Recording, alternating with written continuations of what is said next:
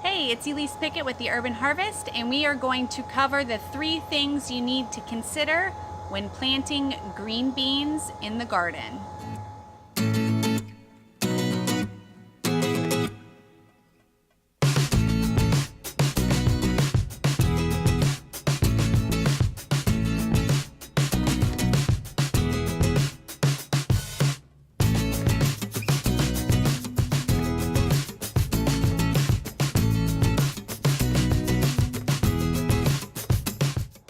So today we are going to cover some of the things you need to consider before planting your green beans.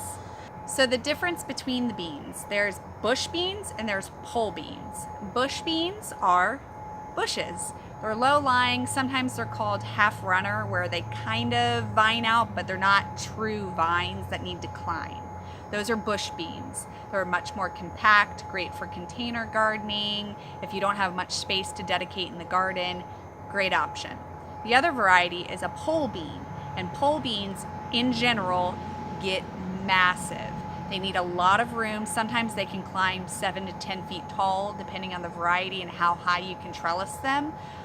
If you put them next to a tree or a fence line, they'll run the entire length of it.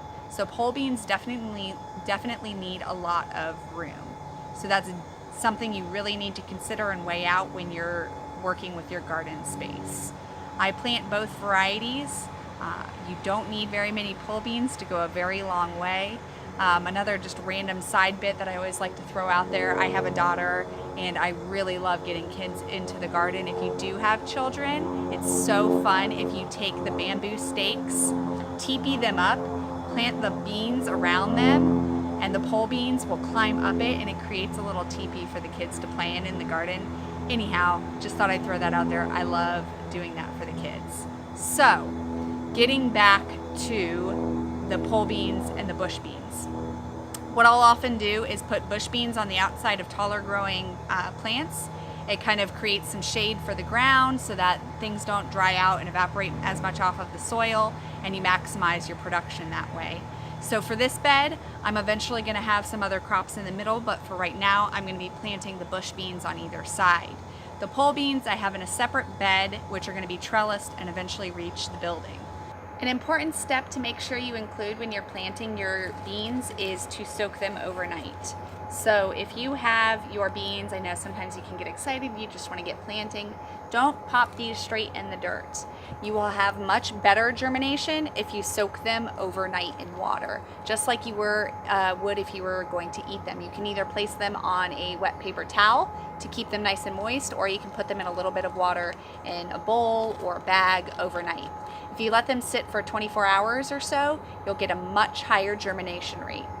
These are California black-eyed peas, and you can tell from soaking overnight that these ones here are smooth on the surface and much bigger than the dry version. I started soaking these just yesterday afternoon, and it's about midday, so not even quite 24 hours, and you can see what a big difference the beans have. So bush beans and pole beans need about 6 to 12 inches apart between the beans. They can crowd just a little bit and it's not a big deal. When you're planting your beans, you want to go about an inch or so into the soil. They do need to be covered by soil, but they don't need to be very deep. So it's always a good idea to put 2 beans per hole. This is a general rule of thumb for most veggies as well. If for whatever reason one of them doesn't germinate, which will sometimes happen even if you have super quality fresh seed, you'll have a hole in the garden if you didn't put 2. It will mean that you'll have to pull one of them out because you do not want to leave both of them growing from the same spot, but it's better that than have a big hole in your garden that could otherwise be productive and working for you. So I talked a little bit more in depth about why I'm planting in and around my bolted leafy greens. If you haven't seen it already, go ahead and check out the how to plant tomatoes in the garden. That one will talk a little bit more in depth about it, but I'm just not ready to pull those out yet, so I'm interplanting my beans where I want them in the ends and just working around the vegetation that's already there. So one of the things to consider when you're picking your varieties, I'm a little bit of a variety freak. So I am going to be planting 6 different varieties of bush beans, most of which are shell beans, and then I'm going to have 2 varieties that are green beans. And the difference between a shell bean and a green bean is that you are either waiting for the seeds, the beans inside, to mature so that you can shell them out of the pod and eat them without the pod, versus a green bean where you're eating the immature bean inside of the shell. So think about your cut canned green beans versus the black beans that you turn into a delicious Mexican dish. Shell beans versus green beans. So if you have any other questions about the differences between the kind of beans, make sure to leave me a comment below and I'll get back to you about that.